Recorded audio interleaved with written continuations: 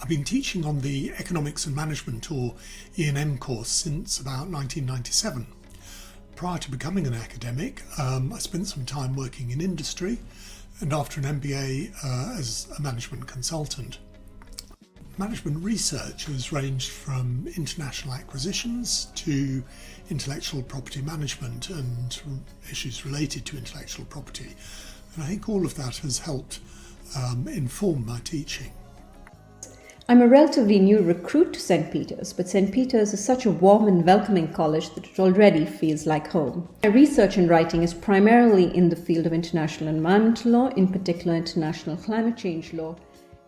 I've been here for the last 2 years and I've enjoyed my life in college very, very much.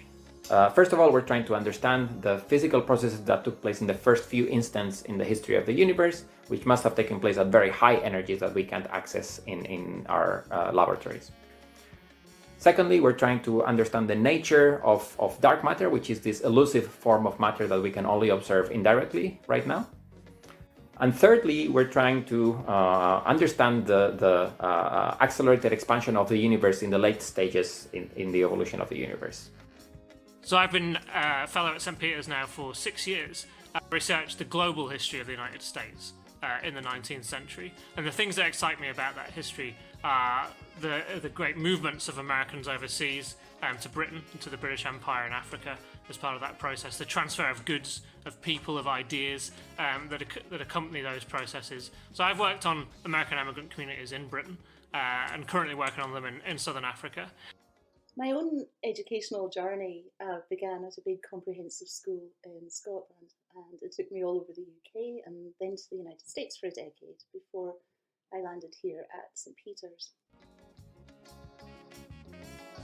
One of the nicest things about working here as a historian is the size of the historical community here. So in addition to myself, students can work with Professor Stephen Baxter, who is a research specialist in the history of the Doomsday Book. But the most crucial part of that community, really, at this kind of beating heart, is the 30 or so undergraduate historians who study here with us. One of the most pleasurable parts of teaching that set of undergraduates has been sort of seeing the way in which they collaborate with one another and have developed a real sense of community spirit in the subject and share ideas across year groups with one another and help each other through the process of studying at Oxford. And that, I think, has been the key to one of the successes of studying history here at St. Peter's.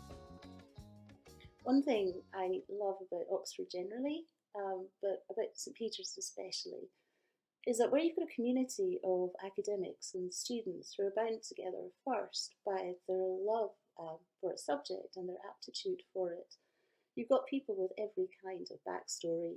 It's transformative to read alongside people who bring completely different experiences and perspectives to bear on it. The college is at the very centre of Oxford, and it's on a line pretty much drawn directly between the economics faculty and the Side Business School, and it's only a short walk away from the Side Business School. So what with one thing and another, it's a very good place to study E&M. I have personally had some real flashes of insight and inspiration in the course of undergraduate tutorials in conversation with some of the first-class minds that St. Peter's tends to attract. The law tutors here take great pains to make the tutorial experience a really rewarding one for students. Whether it's the weekly tutorials or the regular written work that we review, in the process we gain a real insight into our students, their strengths and weaknesses, and the challenges that they face. It therefore helps us to tailor our teaching method to the students and their particular needs, rather than trying to shoehorn students into one-size-fits-all teaching style.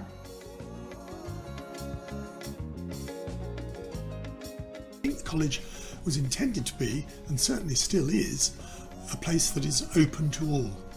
And I think that still underpins the, if you like, thoroughly justified, in my view, comment that St. Peter's is the friendly college. So as a college, it might be a relative newcomer in Oxford terms, but it's central, it's unpretentious, it's friendly to all, and more importantly, it's a great place to work and study. Coming to Oxford from the the outside, as I did 7 years ago with no prior experience of it, I was carrying all sorts of prejudices about the place, that it's a bit pompous and a bit archaic, but there definitely isn't any pomposity about St. Peter's. And probably, in the end, the only thing we're all really totally serious about is our subject itself. And I think you're allowed to be a bit pompous about that.